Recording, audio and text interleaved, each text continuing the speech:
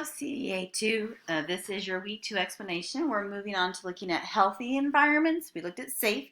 How do we keep them safe? Now, how do we keep them healthy in returns to nutrition as well as free from illness and fall and injury? So, when we go to our checklist that will be due on Friday, we've got lecture materials.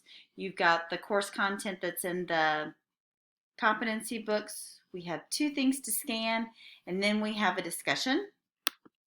So the lecture looks at the competencies, and I go through the eyes of a PD specialist, like, what are you looking for? And the whole thing is you need to make it as obvious to them as possible.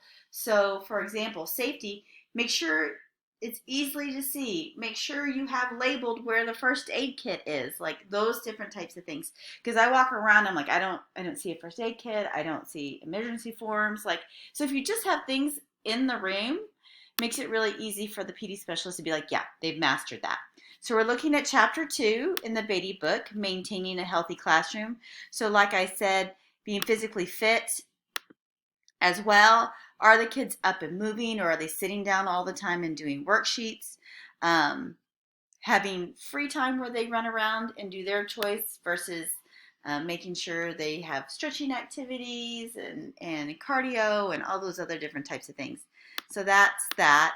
We've got fitness, we've got nutrition, and we have got health. So health screenings, we've just had health screenings for COVID.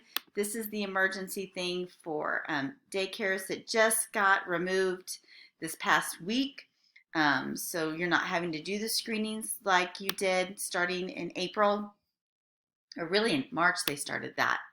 Then you're going to be turning in your first aid and CPR card.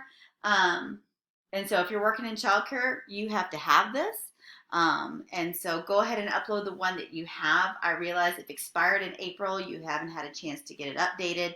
If you're enrolled in a class, if you got a plan to get it, like those different types of things. And I realized I was talking to my friend, and that's what she does. She certifies people in first aid and CPR. And right now she says she's only allowed to do recerts. So if this is your first time, it may be difficult. So just message me and we'll come up with a plan of how you can conquer this assignment.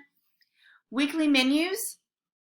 And all you have to do on this is upload the weekly menu. You don't need to make a comment on it. You'll make comments on it in the competency statement here in a couple weeks. And so if you work for an ISD, it can be the ISD one. If it's the one that your school does, hold on. Have a child care center, find one. You're welcome to find, like I said, your local ISD. Here's several that I found just by Googling, and that's just the school nearby, what their lunch menu looks like. So you'll upload it. Then we're having a discussion. Discuss 3 areas of concern you see as a teacher when establishing and maintaining a safe, healthy learning environment. So one of the things has to do with illnesses. You know, like if you send a kid home the day before with 101 fever and they're back the next day and their mom gave them pink liquid, or how long it takes parents to pick up. And that has to do with parents and the parents' decisions. But that impacts your classroom, and how are you designed and equipped to deal with that? How do you keep it safe? Those different types of things. So, for example, with the COVID at Mackenzie's school, I mean, they're not allowed to bring their bags in. It can only be plastic bags, no soft toys.